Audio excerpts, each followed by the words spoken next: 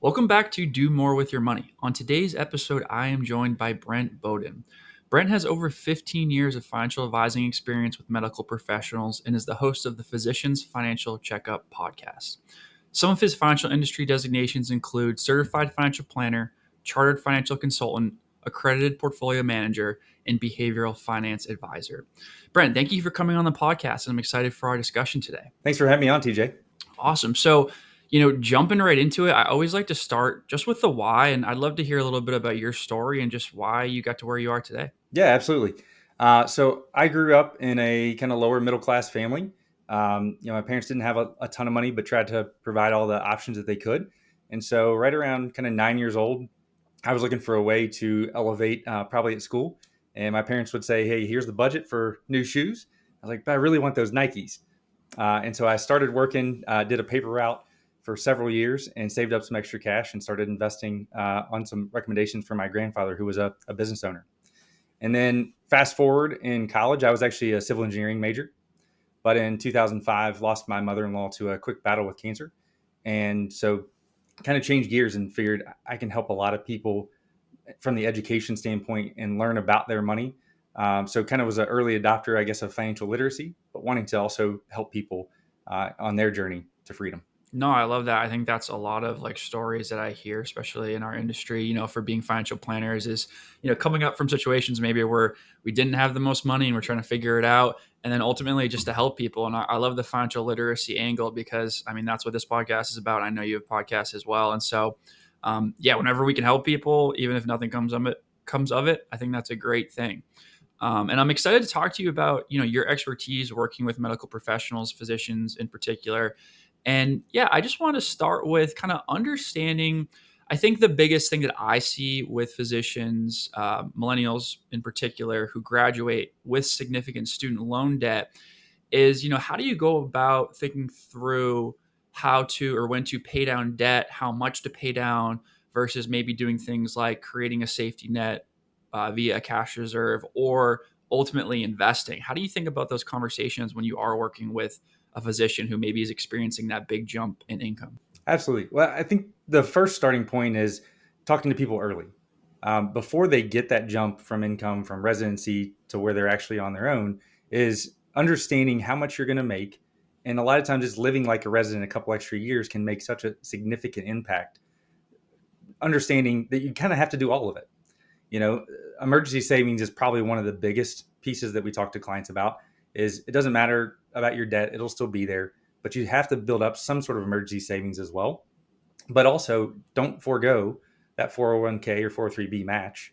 You know, you want to be putting something away toward retirement. And so it is kind of juggling all those different balls. How do you do that in the most effective manner? Oftentimes is really what we're getting to the meat of it with clients. And there are some nice strategies when you're talking about student loans. You know, we talk a lot on our podcast about being able to ask the hospital that you're working for help.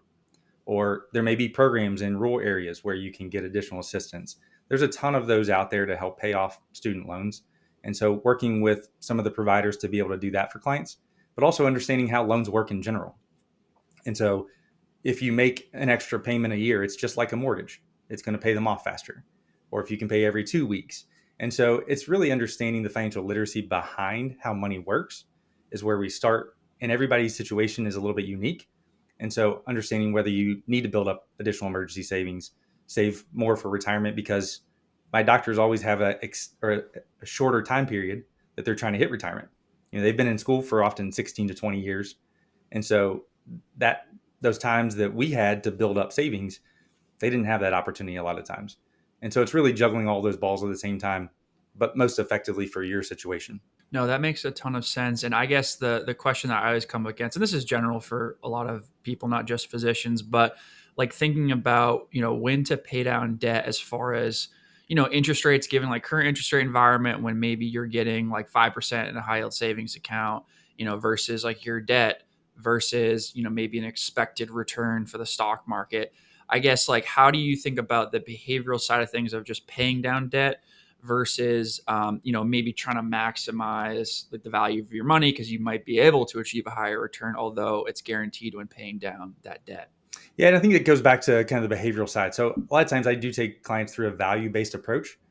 some people's values is that they don't want any debt, and if they're very debt averse, paying that down is probably more of a priority than somebody who understands that sometimes debt can help you build wealth. And so understanding how it works is a big difference. So again, that kind of depends, but I think overall most people don't want to have student loans, right? Right. Student loans are one of those things that got me to where I'm at. I don't want to keep those forever. A mortgage is different, but those high interest rate credit cards may be more important to pay off than the student loan. And so if you're sitting there with a interest rate of 18 to 20, 25% even on some credit cards, we want to pay those off first. So it's just prioritizing where your debt load is and how we can get that paid off in the most efficient manner. And oftentimes, if you can, say you're going from that $75,000 a year salary to 200 plus, is live like that for a couple extra years. That additional income can pay off those student loans, those high rate credit cards, and even build up a savings for a new house much faster than if you jump into that new house right away. Yeah, that makes sense, and it's an interesting, situation going from, like you said, maybe 75,000 to, multiple six-figure income, and kind of avoiding maybe some of the pitfalls that comes with that. What are some of those things? Obviously people want to upgrade their lifestyle, and a lot is the primary residence purchase. But how do you approach, or how do you recommend? You mentioned maybe continuing to maintain a certain lifestyle, but having that big increase in income, like what are the first things that those types of people should be thinking about? I think having a game plan, right? We call that a financial plan, but it's all the same. If you're going into the Super Bowl, they have a plan, right? It's the same thing for the rest of your financial life, and it will change, and that's why we constantly are updating that. But knowing exactly what you want to accomplish and what are the priorities there. So if you've already started a family, maybe you want to get your kids into a little bit better school than they have been. You know, everybody's priority is going to be a little bit different. I think it's make sure that you make the most of the funds that you have available. Um, Disability insurance, obviously, for a lot of our doctors, is a big piece of that. Ensuring and protecting your family, because oftentimes you're the main breadwinner, knowing that they will be protected in any situation, whether it's if you get sick, hurt, can't work, or the unfortunate is if you pass away, making sure that all those things are taken care of in those early years is really important as well. And so it is then prioritizing, do I need that nice car or the nice new home? Or can I live another year or so, save up, pay off some debt, and then be in a better position to spend what I want for more of a dream home than just buying that next new home? So there's a lot of different pieces of the puzzle, and a lot of it depends on where you came from. What your lessons about money in the past have been, and what you've learned or taught yourself throughout school can kind of dictate where you think you're going to want to go. And what we try to do is just make that realistic. And so sometimes moving into that $1 million home right away is not a realistic goal. Let's move into kind of a starter home and then look at that 5 years down the road. Especially with interest rates today, obviously our buying power has dropped significantly. Even with the Fed on the potential of lowering, they're not going to lower as fast as they raised. And so interest rates are still going to be an issue for a little while forward. And so we want to make sure that you're using the best funds that you have in the manner to what's going to give you the best end. And honestly, that's one of the things I think when we're looking at money is it is a means to an end. There's lots of different ways you can spend it, but how do you want it to make the most impact with that? No, that's great. And there's a couple of things that you said that I wanted to touch on, because I think those are the big decisions, right? Is like, are you going to continue to rent versus buy? You just had this huge increase in income, but do you want to tie yourself maybe to a new level of fixed expenses with that? And then the other thing that you mentioned is the disability insurance, and particularly for physicians, this is massively important because especially early in that accumulation phase, right? Your income is still your biggest asset because you haven't necessarily saved a ton of money and built towards financial independence yet. So, what are some things that physicians should think about first when it comes to disability insurance, supplemental disability insurance? Things to maybe avoid or be skeptical of? What does that look like for you? Yeah, and I will say this for any high wage earner, right? I work a lot with Gen X and millennials, and if you are making a lot, you own a business. If you're the main breadwinner in your family, disability insurance is important, and it's probably the least purchased insurance that's available. Group insurance is great; it gives you a little bit of coverage, but for a lot of my doctors, it's very minimal compared to the amount of salary that they have. And any type of group disability insurance will also be taxed in the future.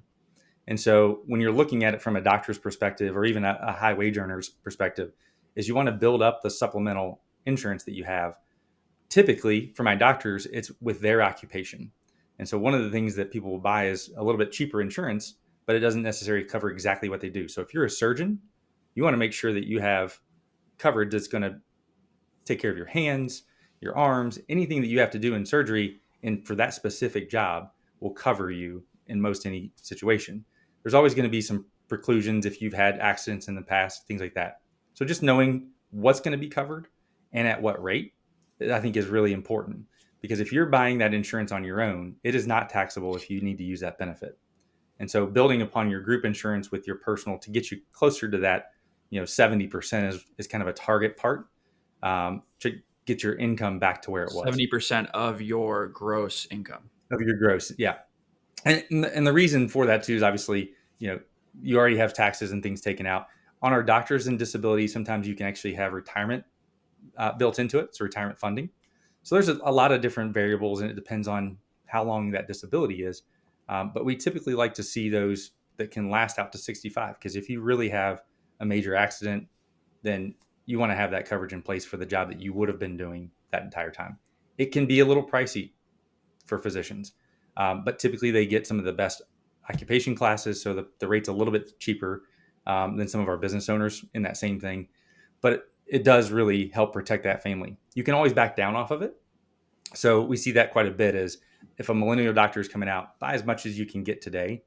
And then as you start saving, your emergency savings is in place. Maybe you have some retirement or you've built some wealth outside of your typical investments, is then you can start backing off of your disability insurance as you have other income sources and needs. Yeah, that makes sense. And with this whole protection planning thing in general, how do you feel about this hierarchy of like, is this something that they should be thinking about first before they're even, you know, cash reserve or paying down debt? Or like, where does that fit in with the hierarchy? Because like you said, it can be expensive. And I know sometimes people are like, anti-insurance or push it off for a bit, but how do you have those conversations?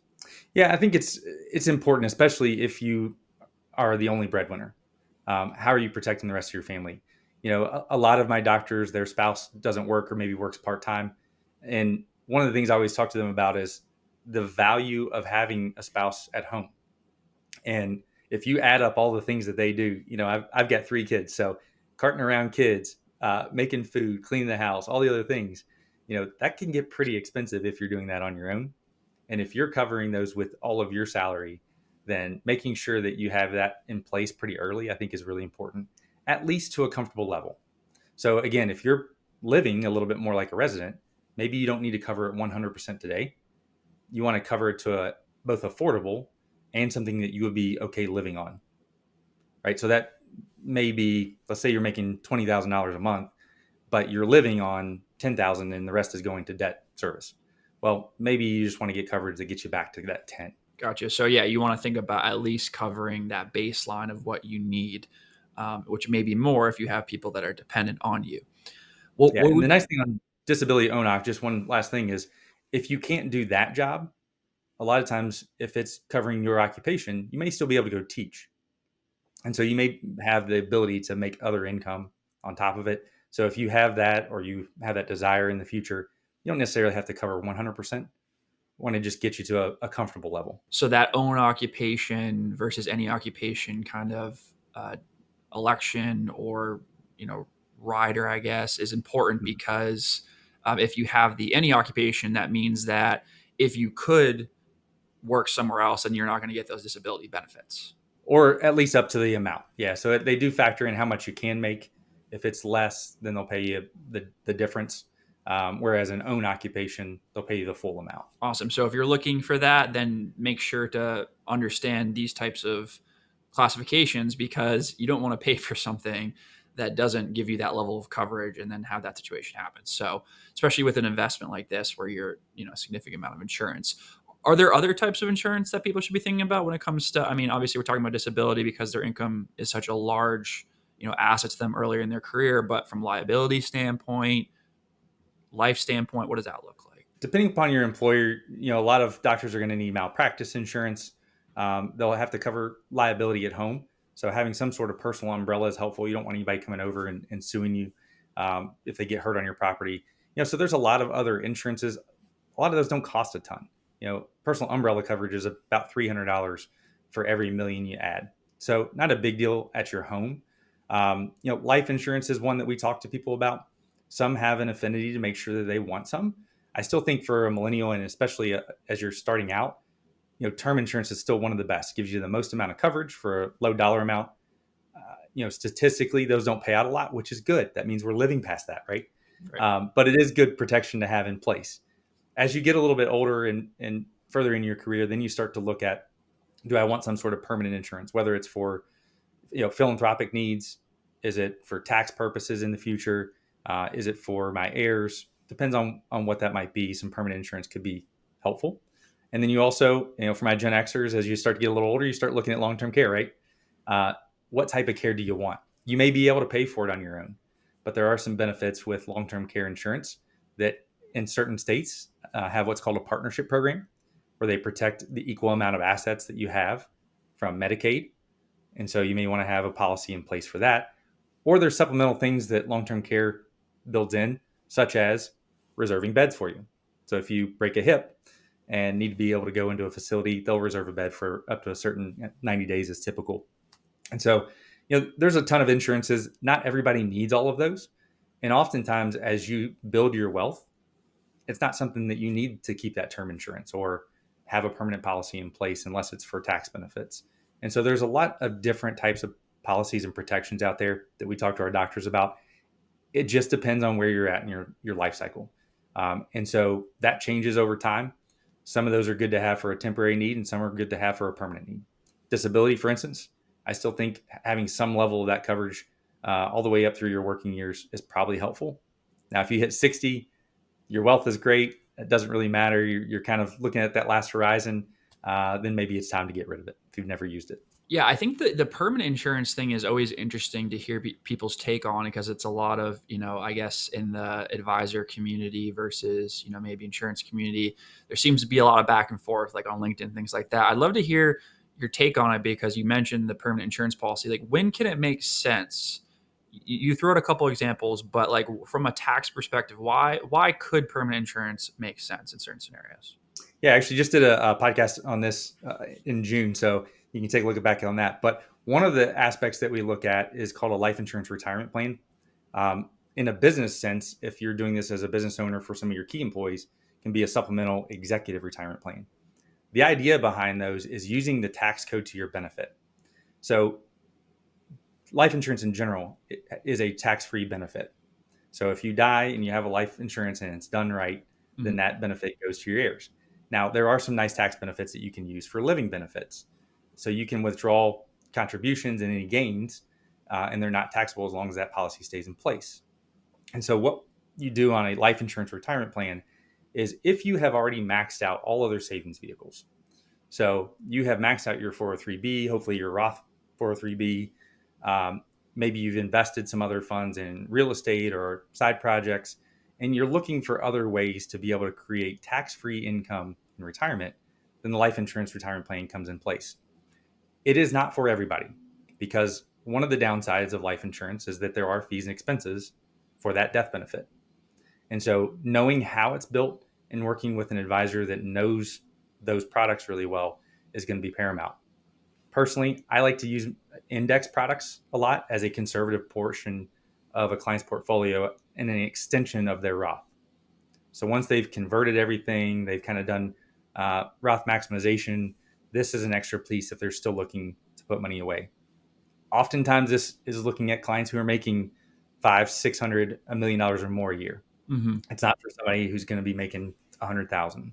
Because of the So you tax don't have the deferral for their income bracket. tax deferral for their income bracket and just the extra means. They're looking for other ways to put away on a tax favorable basis, and it starts to come into play for that. And so permanent insurance can be used in a life situation where it gives you income down the road at a tax-free basis.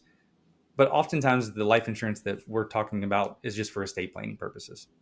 It's an easy way to guarantee that, I've got 3 kids. I want them each to have $1 million in the future. And so the cheapest version of that policy is typically a guaranteed universal life. And so it's just knowing what the different types are, what the purposes are, and what you're trying to go for. Because permanent insurance does have a lot of negative connotations.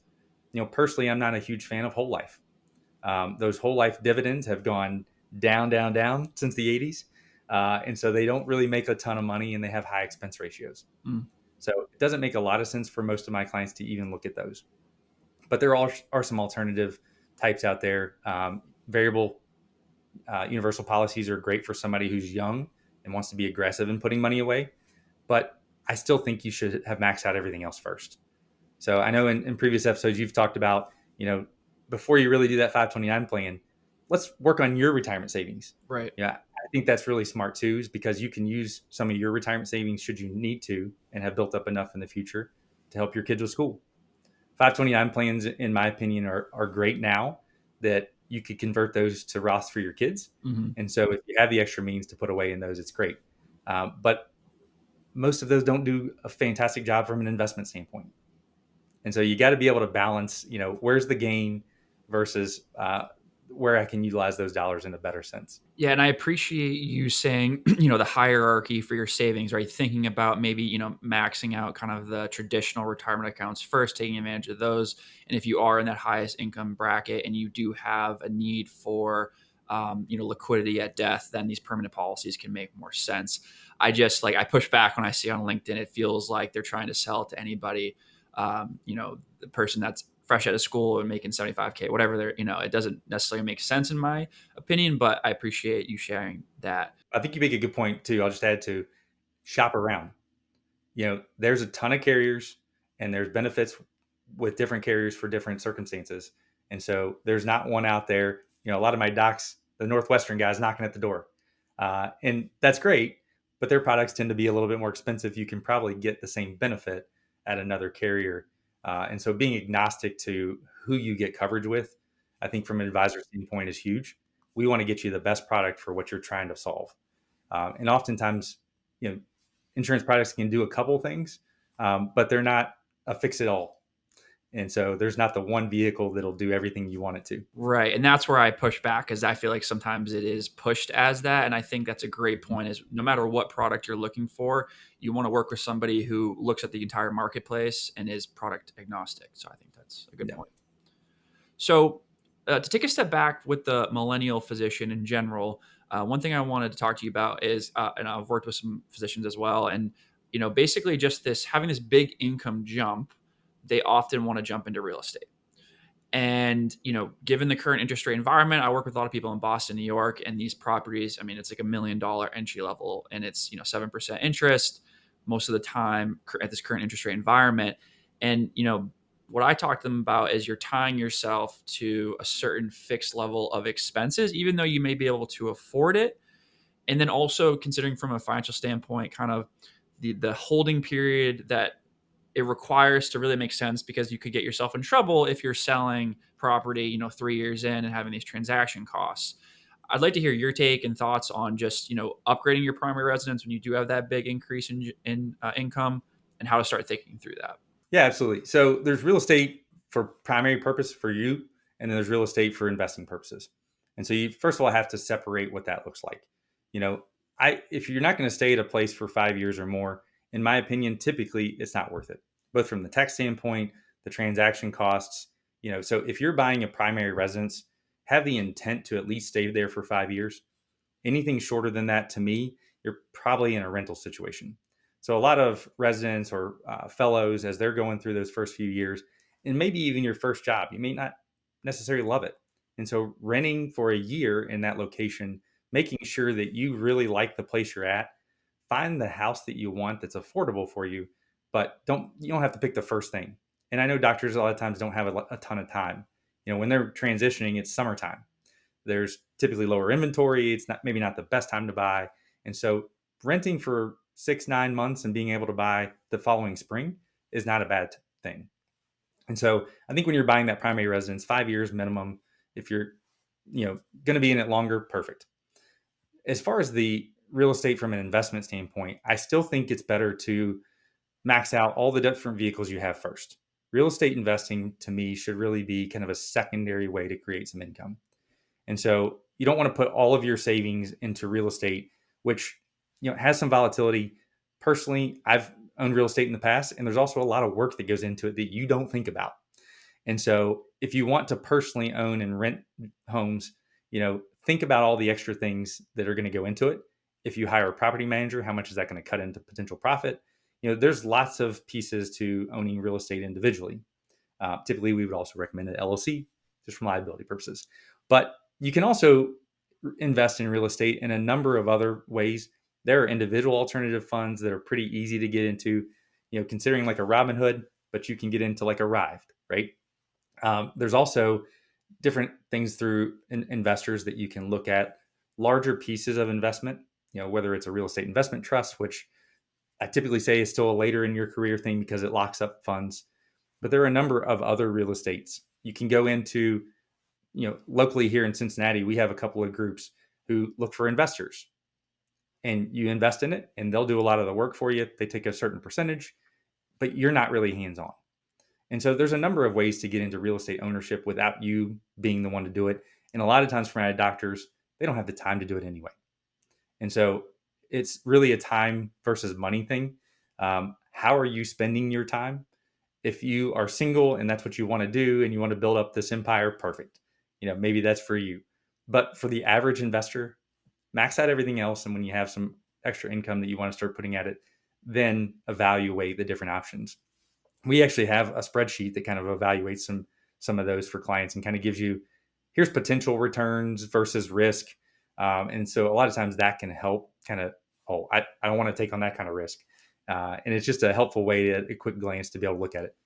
And then you can kind of go down that rabbit hole. But real estate investing can be great long term, but it is a long term investment. It's typically not a I'm in today and out tomorrow. Yeah, and you bring up a lot of great points, and I love the kind of return on hassle idea, where it's not just about the return on investment, which with real estate can be tricky to track because there's so many moving pieces there. And then, like you said, when you factor in your time, the juice may just not be worth the squeeze. And also, you bring up a great point about how you're putting a large percentage of your net worth into one asset with real Mm-hmm. estate. And so what I've seen as well, if you're going to go down the real estate route, like you kind of have to have like that has to kind of be your thing where you're kind of building up a portfolio because of, the tax benefits that could be associated with that. If you're doing 1031 exchanges, whatever, things like that, you're kind of tied into that lifestyle where if you're looking for, in my opinion, more of like a better return on hassle than, just taking advantage of traditional retirement account vehicles or taxable brokerage account, investing in the stock market, you might be able to achieve the same return with much less hassle. And then I like how you also mentioned the idea that you can still invest in real estate with things like real estate investment trusts, whether it's private or publicly traded. Like there's a way to get access to that asset class without having to go out and buy property. And I just think millennials in general like romanticize real estate, and I think maybe because of prior generations' experience as far as their appreciation and things like that. Um, but yeah, I just think you made some really good points. And I guess, you know, how do you steer somebody from making a decision that they may regret in the future as when it comes to these real estate purchases? Yeah, I mean, ultimately, my job is to kind of be the family CFO. And so I can guide you, I can give you all the education, give you the materials you need. Ultimately, it's your decision though. It's your money. I'm just helping facilitate it, right? I think one other thing that we talk about a lot, especially when we're building out a financial plan for somebody, is what's the exit strategy? So you kind of mentioned a taxable brokerage account, right? It's a pretty easy exit strategy. There can be some capital gains tax and things like that. But overall, if you needed access to that capital, you can do it quickly. If I'm going to buy an individual property, I generally need to hold that for a long period of time. And then how do I get out of it? Do I do a 1031 exchange to a new property, or do I do a 1031 DST, which is kind of a pain and often fairly expensive? And so I think when you're getting into any investment is how do I also get out of it? And so that should be part of that conversation. And it's really an education tool when we're talking to clients is, this is great and it can produce some decent returns, but getting out of it might be a taxable nightmare in the future, or it could be very difficult for you to get out of just from a sales standpoint. If you're buying a depressed property today, does that area come back in the future, or does it continue to be in the distressed area? And so Knowing those types of things, it's sometimes easier to educate clients than to say that's not a good idea, because ultimately we want them to make the decision. I'm just here to help steer you, hopefully, in the right direction. I think that's great. Obviously, yeah, I think it's great to be a partner. And yeah, we can't tell anybody to do anything. It's just about understanding the trade offs and making a decision that makes sense. And then, yeah, understanding the practicality of it. I think that's hugely important when it comes to that exit strategy. Because at the end of the day, money is just a tool. We want to use it, right? We want to accumulate it if we can, but at the same time, it's ultimately meant to be used. So I love that idea of thinking about an exit strategy. Um, I love that you have the behavioral finance background. So I wanted to ask you some questions about that. You know, physicians, doctors in general, have strong confidence in their expertise. Obviously, they're very Mhm. intelligent. They've worked a lot on their craft, had a lot of education. Um, an overconfidence bias is something that we all experience, but maybe how does that manifest, particularly in that field? What are some of the potential risks there, and how can people mitigate that? Yeah, I think one of the biggest potential risks that we talk about is obviously they have the potential to earn. And so they can out earn the average investor. And so as long as they're working and able to continue their craft, oftentimes they're going to out earn anybody. And so how do you use those funds? Just as you talked about, is it's a means to an end. What are we going to do with those that either help you today, help you in the future, or help your family in generations to come? And so understanding those dynamics is a lot of the behavioral side of things. And so when I first meet with clients, what I like to do is go through just a quick behavioral evaluation is what are your top 5 behavioral values today? And I've got actually a card set that I've used for years when I meet with clients in person, or I have a digital version of it that I go with through clients. And I tend to have spouses do that separately. And the reason being is because you may have the same value, but different perspectives on them. And so at the end of the day, we try to get together as a couple and say, all right, here's your 5, there's your 5. Which ones cross over? And you maybe look at them differently. And which ones are unique to you? Because you may have 2 or 3 that are unique to you, but oftentimes my couples, 3 or 4 of those typically align really well. Now, once we have that, all of your questions about finances, about educating yourself on finances, about future goals kind of point back to those values. And so if one of yours is security, maybe you've grown up and haven't had the financial security that you've always dreamed of. Now you have become a doctor and you're making enough money to do that, but you always have that fear, even my $1 million a year doctors, that it could all go away. And so how do we both protect your income? Kind of disability insurance comes into that. How do we protect your family? Life insurance may come into it. And then how do we save so that you don't have to worry about those things in the future for you, for your kids, and even potentially future generations? And so that one value can lead a lot of different discussions and questions about how we're going to affect those into the future so that you can feel secure, even if you're making $1 million a year. Yeah, it's interesting to think that we can still have, a scarcity mindset even when we have the large enough income or we've accumulated the investment portfolio. And at the end of the day, it's like, well, then the money really isn't being used well because we're still having these fears that we maybe picked up, in our childhood and things like that. And I think it's also great that you do that with couples because I also work with couples as well. And it's always interesting to kind of bridge those perspectives around things and have a shared common vision, and also just thinking about dynamics as far as his and her, or joint ownership of assets, things like that is always an interesting transition for sure. Yeah. Well, especially for younger clients, is they've been individually investing or saving or spending, and how do you bring that together? And so that values conversation helps kind of direct that. Is if you have a spender and a saver, is there may be some issues kind of moving forward, but if we can get on a shared values, then it's really one of those is you kind of plant that seed is, hey, every time you go try to spend, $250, is say, hey, where could that be used maybe more effectively? And so it's just planting those seeds so that you start to build on that financial literacy. And it takes time. Those are habits that a lot of us have built over 20, 30, 40 years. And to adjust those a little bit, I think is part of the reason that we're here, right?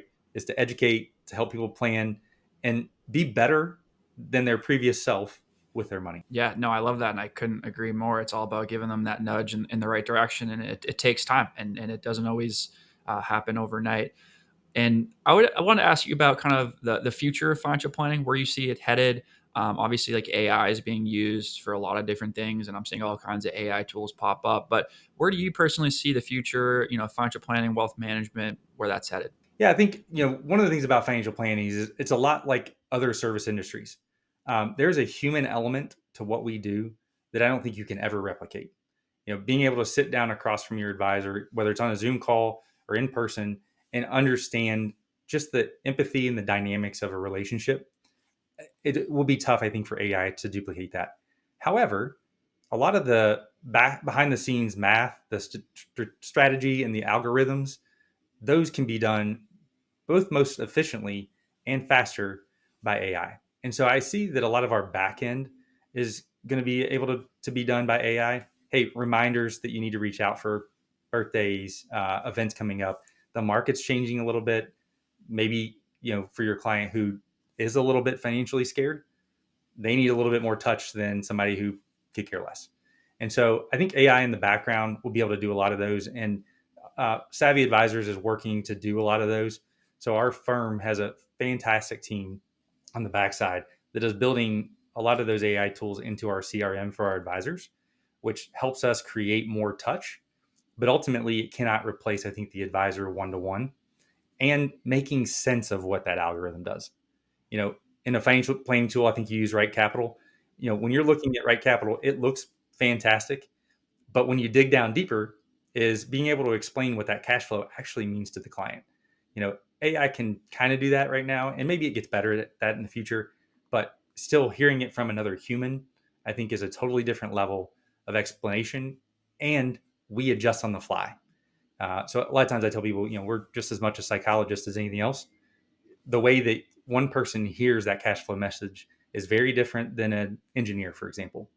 And so you've really got to dig deep for each person and tailor that message. I still think advisors do that best. Yeah, I agree with that as well. And that it sounds like it's only going to enhance the profession and allow us to focus more on the individual and really understanding what they're trying to accomplish, and then having better tools in place to hopefully be more accurate when it comes to the technical side of things.